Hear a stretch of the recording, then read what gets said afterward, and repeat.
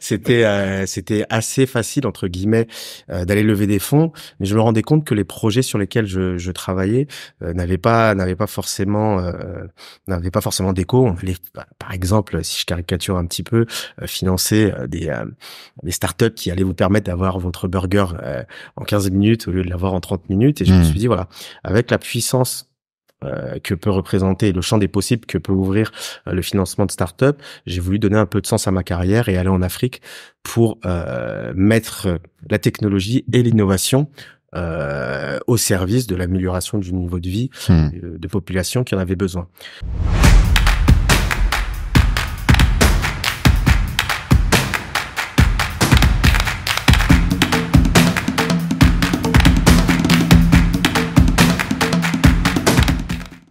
On est parti. Monsieur Hervé Mbong, bonjour.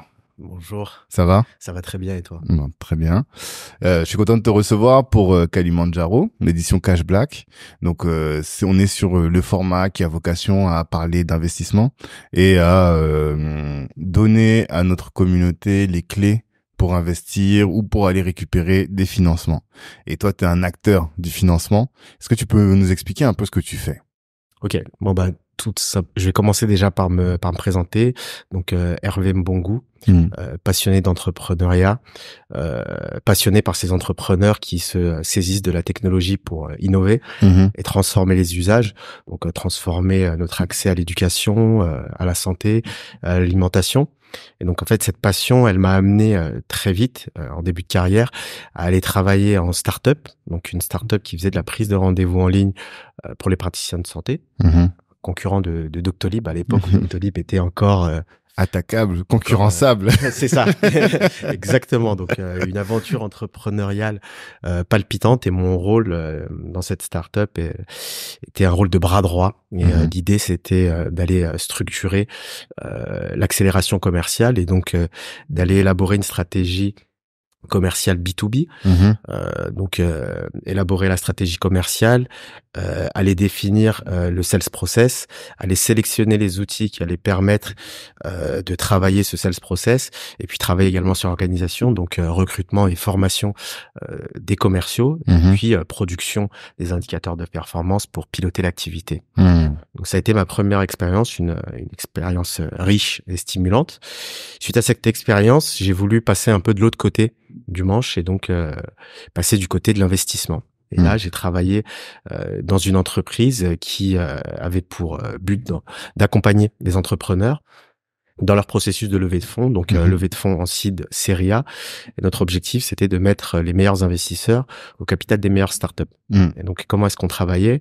C'était en étant très sélectif sur les investisseurs qu'on allait mettre au capital des startups sélectionnées. Et puis, de l'autre côté, en sélectionnant les opportunités d'investissement et puis en les accompagnant sur la définition de la stratégie de levée, sur la production des éléments financiers qui allaient leur permettre de lever des fonds, donc aller travailler sur la modélisation financière et notamment sur le business plan financier, travailler sur la structuration du pitch deck, travailler sur la stratégie de levée, donc quel est le montant à lever, pour quelle destination, quelle ventilation entre le dilutif et le non dilutif, et puis aller sélectionner les investisseurs qui feraient sens au capital de la startup pour pouvoir aller créer un maximum de valeur sur les startups accompagnées. Et puis suite à ça, je décide de partir en Afrique. Et donc pourquoi l'Afrique? C'est parce que je me suis rendu compte que le financement de startups avait quand même une certaine pouvait changer les choses, dans le sens où moi quand je travaillais en France, je travaillais beaucoup sur c'était à l'époque où l'entrepreneuriat avait le vent en poupe, donc on avait pas mal d'entrepreneurs, il y avait beaucoup d'argent sur la place. L'époque The Family, quoi. Oui, exactement. C'était assez facile entre guillemets d'aller lever des fonds, mais je me rendais compte que les projets sur lesquels je travaillais n'avaient pas forcément d'écho. Par exemple, si je caricature un petit peu, financer des startups qui allaient vous permettre d'avoir votre burger en 15 minutes au lieu de l'avoir en 30 minutes. Et je me suis dit, voilà, avec la puissance que peut représenter le champ des possibles que peut ouvrir le financement de start-up, j'ai voulu donner un peu de sens à ma carrière et aller en Afrique pour mettre la technologie et l'innovation au service de l'amélioration du niveau de vie de populations qui en avaient besoin. Aujourd'hui, le constat que je fais, c'est que pour avoir le niveau de structure et le niveau de vie qu'on a aujourd'hui en France, on est passé par la révolution industrielle. Révolution industrielle qui a eu pour conséquence d'augmenter la pollution.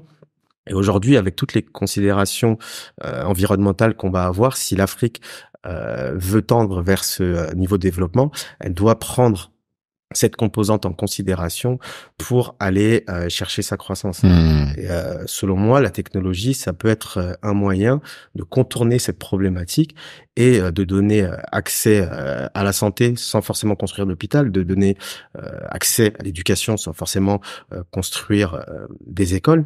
Et donc c'est avec ce constat-là que je suis parti en Afrique en me disant que la connaissance que j'avais pu acquérir sur l'écosystème français pourrait servir aux entrepreneurs africains pour se saisir des problématiques propres au continent et aller permettre d'aller chercher de la croissance, du développement et in fine de l'amélioration du niveau de vie des Africains. Et donc je suis parti en Afrique pour aller m'occuper d'un programme européen donc d'appui technique et de soutien financier à des entrepreneurs de la diaspora de 6 pays. Et donc l'objectif, c'était d'aller évaluer les projets. Donc j'avais 120 entrepreneurs sur 6 pays d'Afrique francophone. Et donc là, l'idée, c'était évaluer les projets, évaluer le besoin, la cohérence du besoin avec la feuille de route et les grands défis que ces startups auraient à relever dans les 12-24 prochains mois. Et puis à la suite de ce tour de financement, aller leur élaborer et déployer un programme d'accompagnement à la levée de fonds, donc d'investment readiness, dont l'objectif était de donner toutes les clés aux entrepreneurs pour leur permettre de s'acculturer à cet écosystème duquel ils pouvaient peut-être parfois être éloignés et sur lequel il manquait peut-être parfois d'informations pour pouvoir lever des fonds dans les meilleures conditions. Et aujourd'hui, de retour à Paris, dans le froid, ouais. Ça fait bizarre, ça fait 2 ans que j'ai pas connu ces températures. Ça fait un petit peu bizarre, mais je suis revenu avec un constat qui est le suivant. C'est qu'aujourd'hui en Afrique, on va avoir énormément d'entrepreneurs. On peut même dire que c'est dans la culture de l'Africain que d'entreprendre pour subvenir aux besoins de sa famille, pour répondre à des problématiques assez directes. Mais derrière, il va manquer toute cette éducation qui va permettre d'aller structurer le projet, de répondre aux attentes des investisseurs en capital qui vont parfois être beaucoup plus stricts, qui vont être beaucoup plus averses au risque que ce qu'on peut voir sur les écosystèmes européens. Et donc l'idée, voilà, c'est de se dire que il y a cette problématique-là de manque de structuration, cette problématique de manque d'acculturation à cet écosystème-là. Et donc, la réponse que j'ai souhaité apporter à ce problème-là, c'est de proposer un service d'accompagnement à la levée de fonds, un service très structurant dans la mesure où ce que je dis souvent, c'est que je joue le rôle du troisième homme avec les startups que j'accompagne, dans le sens où je vais aller très en amont, intervenir très en amont, et je vais travailler sur la structuration de la boîte et suite à ça je vais aller travailler sur de l'accompagnement à la levée de fonds, et là ça va être un accompagnement très resserré dans le sens où on va aller travailler sur la modélisation financière et donc sur le business plan financier. Je vais aller travailler sur la structuration du pitch deck, je vais aller travailler sur la stratégie de levée de fonds, je vais aller identifier les investisseurs potentiels. Qui sont très rares mais qui existent, et puis je vais aller faire les introductions pertinentes à ces entrepreneurs pour qu'ils puissent lever des fonds aux conditions qui se sont fixées. OK. Et quand tu parles investment readiness, quels sont les fondamentaux de cet investment readiness? Alors les fondamentaux, selon moi, Pour moi, je peux développer les fondamentaux sur 3 axes. Le premier axe, ça va plutôt être c'est la préparation. Mhm. Et aujourd'hui, un entrepreneur, pardon, qui veut se projeter sur le continent africain, doit, avant toute chose, mener une étude de marché assez solide pour valider son opportunité business. Mhm. Et donc, pourquoi est-ce que je dis ça? C'est parce que on voit parfois des entrepreneurs qui veulent retranscrire des services Mhm. ou des produits européens sans forcément aller chercher à comprendre quelles sont les spécificités du continent. Les spécificités en termes de problématiques, les spécificités en termes de comment dirais-je, les problématiques, les spécificités de la structure du pays dans lequel Ouais, de l'environnement. ils souhaitent s'implanter, Mhm. les usages. Et donc, l'idée pour moi, c'est d'aller dire à tous ces entrepreneurs qu'avant d'entreprendre, il faut d'abord étudier son marché. Donc, quand je dis étudier son marché, c'est déjà identifier un problème qui compte. Mhm. C'est la base de toute démarche entrepreneuriale. Donc, identifier un problème qui compte et un problème qui compte assez pour que Mhm. des gens soient prêts à payer pour le résoudre. Et tu penses qu'il y a des boîtes qui peuvent lancer des business sans problème qui compte? Non, parce que il Enfin, il y faut. en a qui est-ce que t'as rencontré des entrepreneurs Ouais. qui lançaient des projets et en réalité qui ne réglaient pas de problème? Oui, parce que en fait, ce qu'on peut voir parfois sur les entrepreneurs africains, c'est qu'on va avoir des entrepreneurs pleins de bonne volonté qui vont se dire voilà, moi je veux entreprendre en Afrique. Mhm.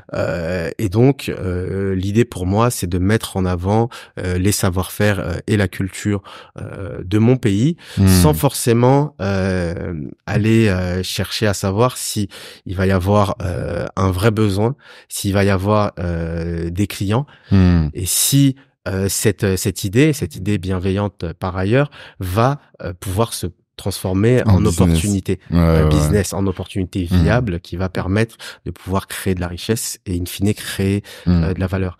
C'est par exemple quelqu'un qui vient se dire voilà on utilise beaucoup telle plante, enfin on a besoin de telle plante qui est un savoir-faire unique dans mon pays, au Mali ou au Sénégal, mais en réalité aujourd'hui plus personne n'utilise la plante quoi. Ce serait ça par exemple. Oui, voilà, c'est ça, c'est ce genre de business. Et donc l'idée est belle, Mhm. la volonté de vouloir mettre en avant la culture de son pays va être Mhm. intéressante, mais ce qui compte à la fin de la journée, c'est d'être en capacité de pouvoir créer de la valeur et de pouvoir se positionner sur un marché qui va être porteur de bénéfices. Et Mhm. ça, ce qui va permettre d'éviter cet écueil, c'est de se concentrer sur son client, se Mhm. concentrer sur un réel besoin. Et toute démarche entrepreneuriale devrait partir d'un besoin, d'un besoin client.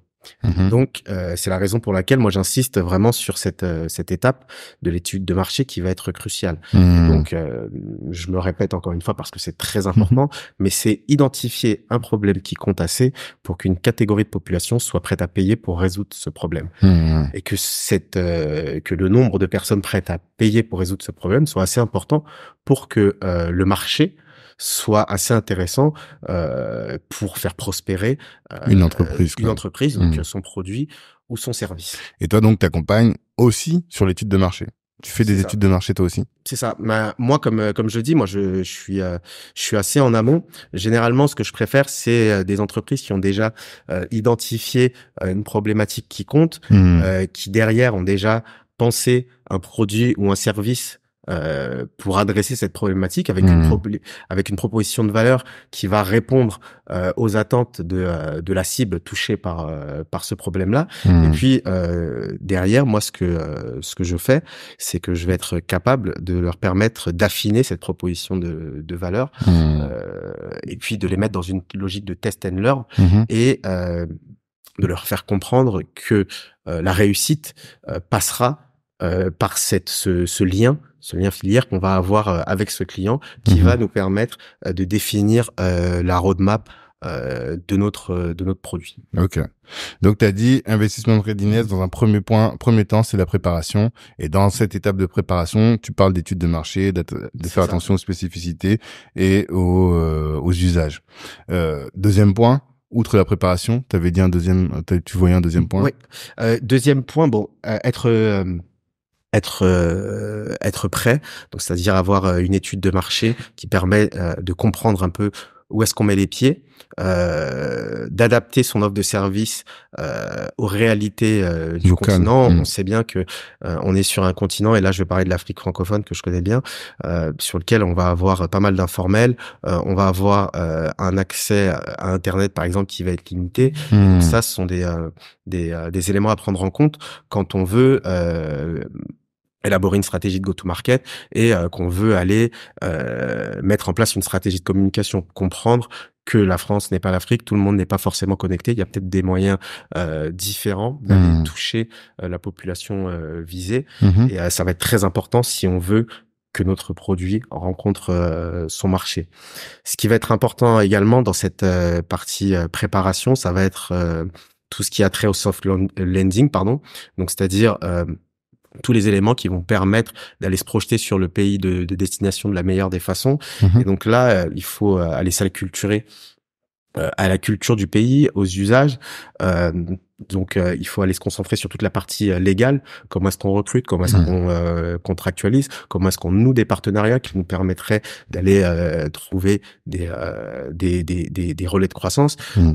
Quelles sont les différentes structures qui seraient capables de nous aider dans toute cette partie d'incubation? Donc, aller trouver des bureaux, aller trouver du conseil pour nous permettre d'aller développer l'activité. Donc, si cette partie préparation est bien ficelée, on augmente les chances d'avoir une phase test qui se passe de la meilleure des façons. D'accord.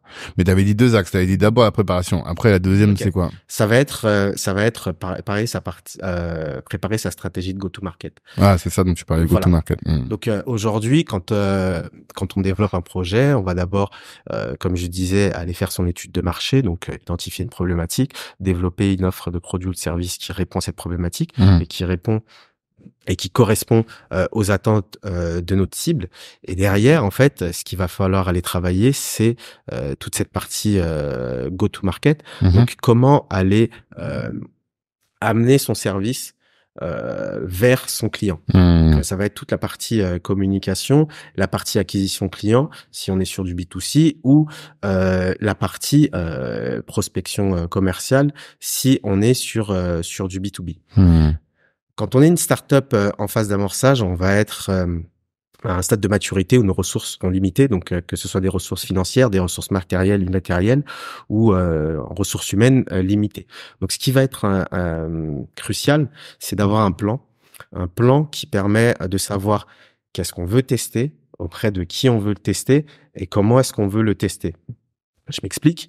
Pour avoir un plan qui va permettre de maximiser cette phase de test de son produit ou de son service, c'est d'avoir identifié son problème, avoir un produit et avoir des hypothèses. Se dire, voilà, aujourd'hui, j'ai une problématique qui a été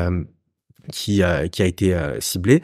On a une cible qui subit ce problème, et aujourd'hui, mon produit est une façon de répondre à cette problématique. Et aujourd'hui, quand on développe un produit, donc une proposition de valeur, il faut que cette proposition de valeur vienne solutionner la problématique de notre client. Et donc l'idée, c'est vraiment d'essayer de savoir si on a la bonne proposition de valeur, si le produit a été pensé pour résoudre le problème de notre client. Et pendant cette phase de test, c'est d'ajuster ce produit, d'ajuster cette proposition de valeur pour qu'elle corresponde exactement à notre client.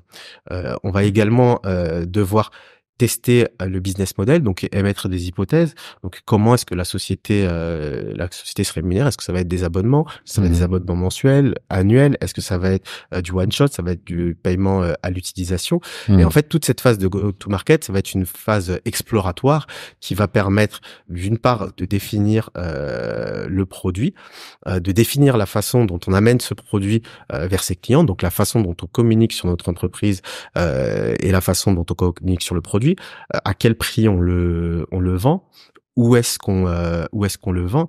Et l'objectif en fait de cette phase test, c'est d'identifier les leviers de création de valeur.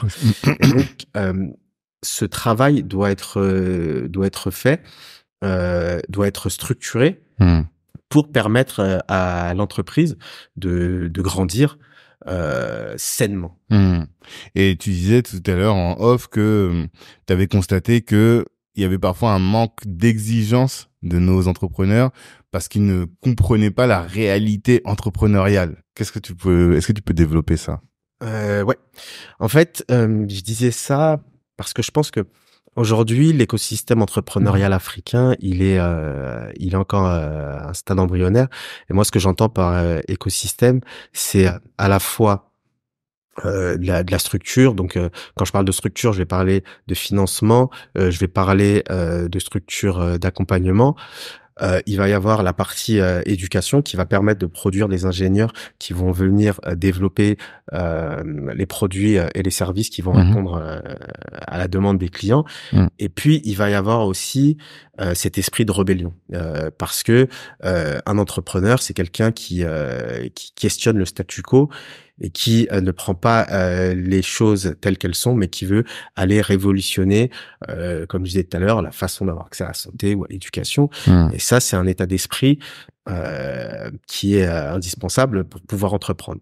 La problématique qu'on va avoir en Afrique, c'est qu'effectivement, il va y avoir cet esprit de rébellion. Il va y avoir très peu de structure, dans le sens où il va y avoir très peu d'accès au financement. Et sur la partie éducation, c'était l'objet de ta question, sur la partie éducation, on va avoir quelques lacunes. Et les lacunes, elles viennent de deux côtés. Elles viennent peut-être du côté éducatif et elles viennent aussi de la nature même de l'entrepreneur africain. Souvent, en Afrique, ce qu'on va avoir, c'est des entrepreneurs de subsistance. Ça ne veut pas dire qu'ils sont meilleurs ou moins bons que l'entrepreneur européen qui a tout de suite une pensée globale. Et ça répond, je pense en tout cas, aux réalités du continent. En Afrique, on va avoir des entrepreneurs qui vont entreprendre pour subvenir aux besoins de leur famille, qui vont entreprendre par nécessité, qui vont entreprendre sur des marchés informels qui ne demandent pas forcément de structuration, mais qui répondent par ailleurs à des problématiques réelles et qui derrière leur apportent assez d'argent pour pouvoir atteindre leurs objectifs. Et donc, je pense que c'est ce qui fait qu'aujourd'hui, on va avoir parfois quelques lacunes sur les projets entrepreneuriaux, dans le sens où ça va parfois manquer de structure et en tout cas, ça va pas répondre aux attentes des investisseurs. Et donc, ce décalage peut faire que parfois, on va avoir des projets qui vont être portés par des entrepreneurs brillants, par ailleurs, mais qui vont pas forcément aller rencontrer ou en tout cas susciter l'intérêt des investisseurs par manque de structure. Et je le rappelle encore une fois, les investisseurs en capital en Afrique vont parfois être un peu plus exigeant, en tout cas sur les attendus, et donc on va avoir un gap qui peut parfois être problématique et engendrer des frustrations sur la communauté d'entrepreneurs africains. Et le besoin pour ces investisseurs, c'est de faire des bonnes due diligence. Toi, c'est ton travail de faire la due deal? Moi, je fais des due diligence de mon côté, c'est-à-dire que moi, la façon que j'ai de travailler, c'est d'aller identifier ces entrepreneurs qui sont capables de se saisir d'une problématique qui compte, d'aller développer un produit ou un service qui va aller rencontrer son marché. Et moi, mon objectif, c'est d'aller repérer nos nos futurs champions.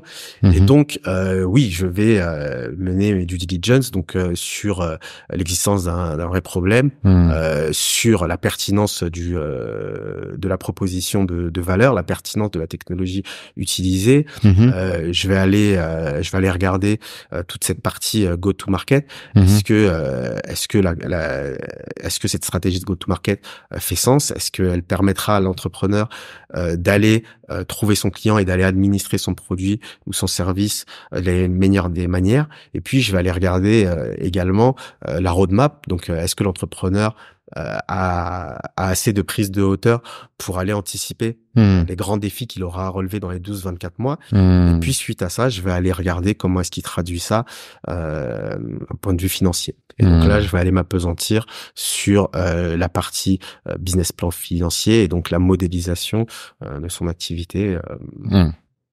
D'accord. financière. Parce que c'est ça qui fait que les gens, enfin, ont plus d'aversion au risque, je pense, sur le continent que ailleurs, quoi.